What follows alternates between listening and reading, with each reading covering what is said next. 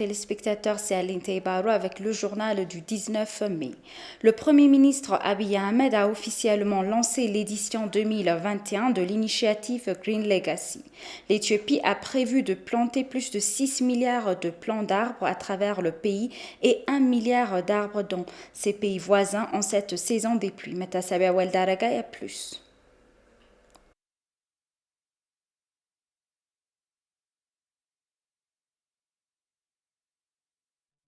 9 millions d'hectares de terre dans tout le pays. L'initiative comprend les pays voisins de l'Éthiopie qui prévoient de voir 1 milliard de plantes dans les nations. En lançant le programme, le Premier ministre Abiy Ahmed a souligné l'importance de favoriser la plantation d'arbres dans différentes régions. Legacy ለኢትዮጵያ ስንል ቤታችን ቢሮአችን ከባቢያችን Quand nous parlons d'héritage vert pour l'Éthiopie, nous voulons dire que toutes nos résidences, nos environs, nos bureaux et nos villes méritent cette image. En tant qu'Éthiopiens, nos vies sont étroitement liées aux arbres et aux forêts. Si vous regardez ce domaine par exemple, tout est fait de produits locaux investis par le savoir-faire local. Nous n'avons rien importé pour que cela se produise. Nous n'avons invité aucun expert étranger à nous aider. Nous l'avons fait par nous-mêmes. Ainsi, nous pouvons construire la nation tout entière de cette manière. Le Premier ministre a souligné que les Éthiopiens sont bien connus pour traduire leurs paroles en actes une fois qu'ils ont promis.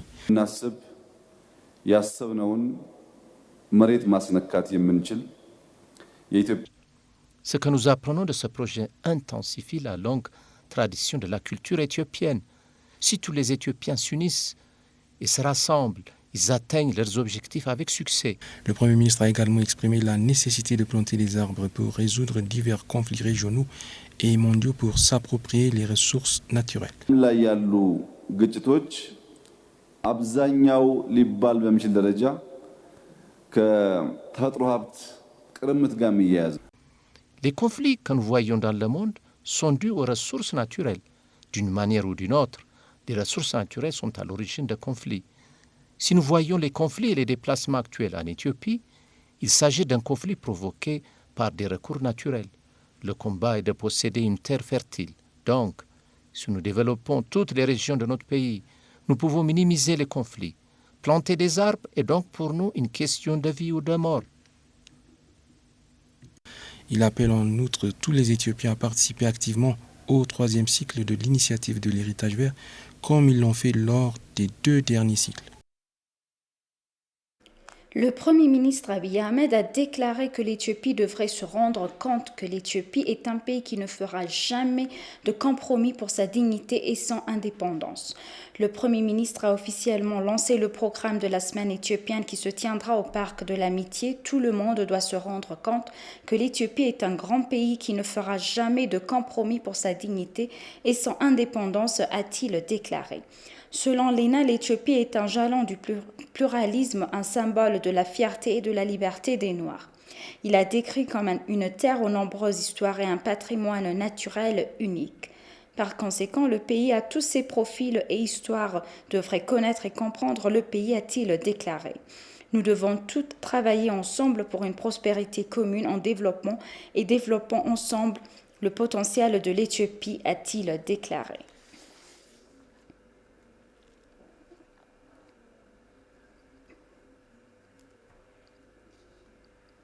Plusieurs dirigeants africains ont atterri à Paris pour le sommet de la finance africaine prévu mardi et mercredi. Le sommet intervient un jour après que le président Emmanuel Macron a annoncé l'annulation de la dette française du Soudan d'environ 5 milliards de dollars dans un effort pour soutenir le leadership de transition du pays. Africaine rapporte que la réunion a été présentée par certains observateurs comme une tentative de créer un nouvel accord pour les économies africaines. Le Fonds monétaire international a averti fin 2020 que l'Afrique risquait de ne pas parvenir à son développement avec un déficit financier de 290 milliards de dollars jusqu'en 2023. Le sommet vise à renforcer la persévérance économique de l'Afrique alors même que la pandémie pèse sur les progrès économiques du monde. Plusieurs appels en soulagement de la dette africaine ont été lancés en 2020 au début de la pandémie. La dette africaine vaut 365 milliards de dollars, ce qui ne représente que 2% de la dette mondiale.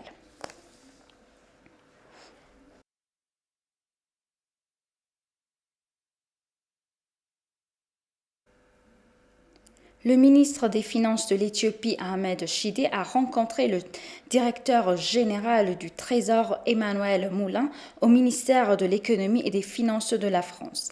Moulin, qui préside également le secrétariat du Club de Paris, a informé le ministre de l'état d'avancement du cadre commun pour le traitement de la dette au-delà de la DSSI, qui est conçu pour faire face aux contraintes budgétaires auxquelles sont confrontés de nombreux pays en raison de la pandémie Covid-19. Ahmed, au cours de la discussion, a également expliqué l'importance d'un soutien financier opportun et durable pour les économies africaines afin d'assurer la protection des gains socio-économiques réalisés au cours de la dernière décennie. Le ministre et le directeur général sont convenus de renforcer la collaboration entre les deux pays dans plusieurs domaines et en particulier la nécessité de trouver des solutions de financement créatives pour poursuivre les aspirations de développement des pays africains.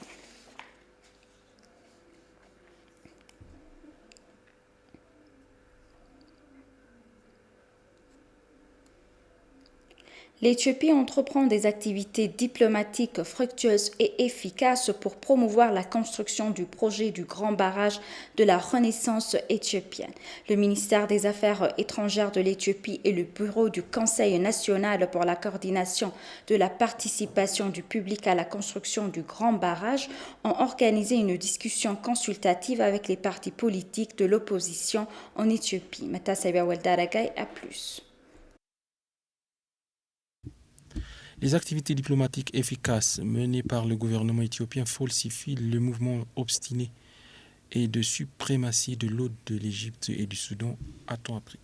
Le ministère des Affaires étrangères de l'Éthiopie et le Bureau du Conseil national pour la coordination de la participation publique à la construction du Grand Barrage de la Renaissance éthiopienne ont organisé conjointement des discussions consultatives avec les partis politiques de l'opposition au sujet de la construction du projet phare.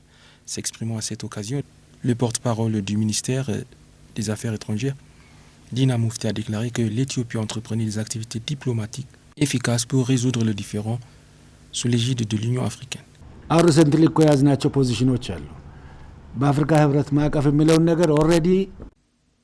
Nous avons une position récente sur le Grand Barrage. Plusieurs pays ont reconnu le processus de négociation trilatérale dirigé par l'UA. L'envoyé spécial des États-Unis accepte également la position de l'Éthiopie sur la négociation trilatérale. Nous ne sommes pas des perdants, mais notre position prévaut. Même eux ont compris le deuxième plan de remplissage d'eau de l'Éthiopie. Récemment, le gouvernement éthiopien a discuté avec des représentants d'institutions internationales afin de parvenir à un accord de partage de l'eau raisonnable et équitable. Ibrahim Idriss, qui est l'ancien diplomate et négociateur du Grand Barrage, a pour sa part déclaré que l'Égypte et le Soudan avaient travaillé sans relâche pour utiliser le Nil uniquement au cours des derniers siècles.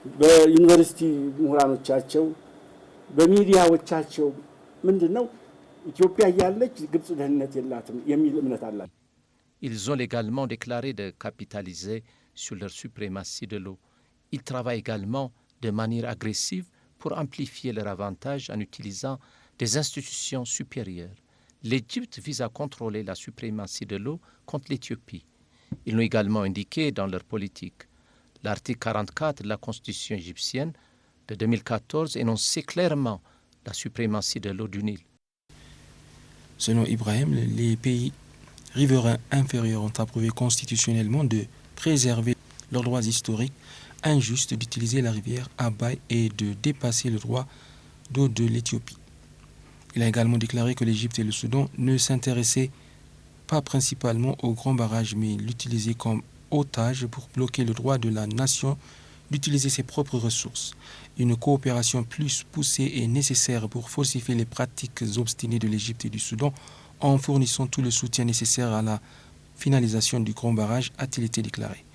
Gideon Asfaw, qui est le négociateur du Grand Barrage de l'Éthiopie, a pour sa part souligné que le méga-projet devrait résoudre le problème d'accessibilité électrique dans le pays.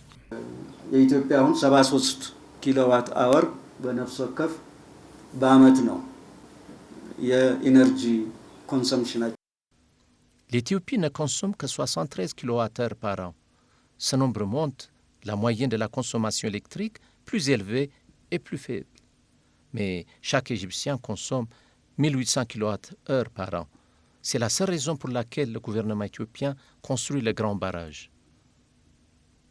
Selon Gideon, l'accès électrique de l'Éthiopie ne représente que 73 kWh par an à partir de la norme internationale minimale de 500 kWh par an. Les informations montrent que l'Égypte et le Soudan ont respectivement 3,45 et 1,8 millions d'hectares de terres irriguées en utilisant le Nil uniquement au cours des dernières décennies.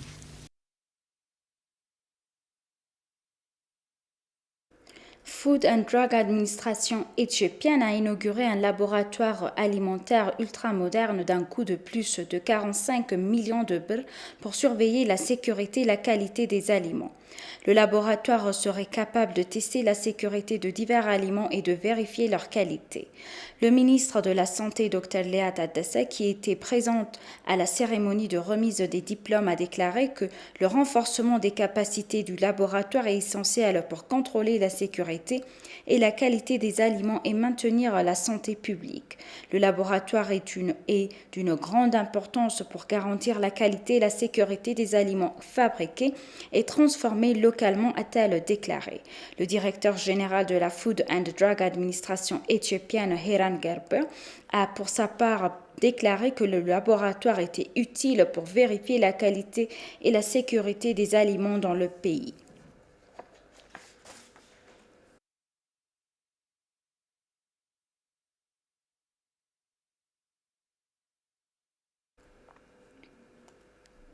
L'Associated Press a récemment nié les allégations selon lesquelles les 6e élections générales n'avaient été reportées.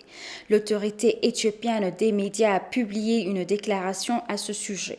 Le directeur général de l'autorité éthiopienne des médias, Mohamed Idriss, a fait un faux rapport selon lequel l'élection a été prolongée en raison de la guerre au cours dans la région du Tigray. Il a déclaré que l'autorité éthiopienne des médias avait émis un avertissement écrit à la suite d'une fausse déclaration de l'Associated Press. Il a en outre averti que des mesures similaires seraient prises contre les médias agréés en Éthiopie mais non conformes à la loi et à l'ordre public.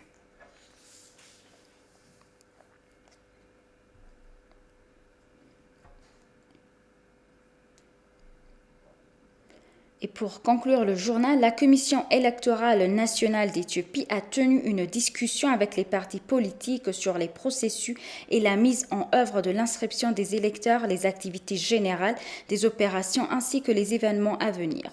Le forum de discussion qui a été officiellement ouvert par la présidente du conseil d'administration, Burtukan Mideksa, a mis en évidence les pistes d'action, les défis et les solutions proposées lors de l'impression des bulletins de vote, de la logistique, du processus d'inscription des électeurs et d'autres questions.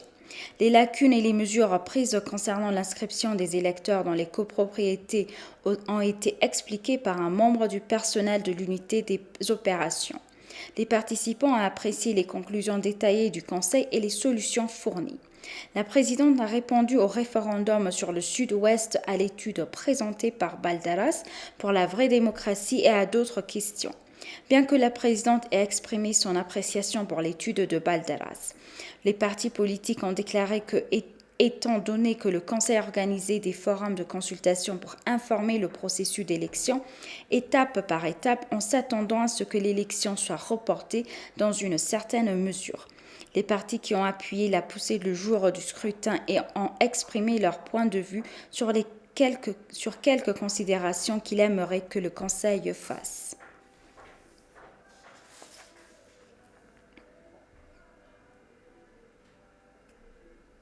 Chers téléspectateurs, nous vous rappelons les titres principaux. L'Éthiopie plantera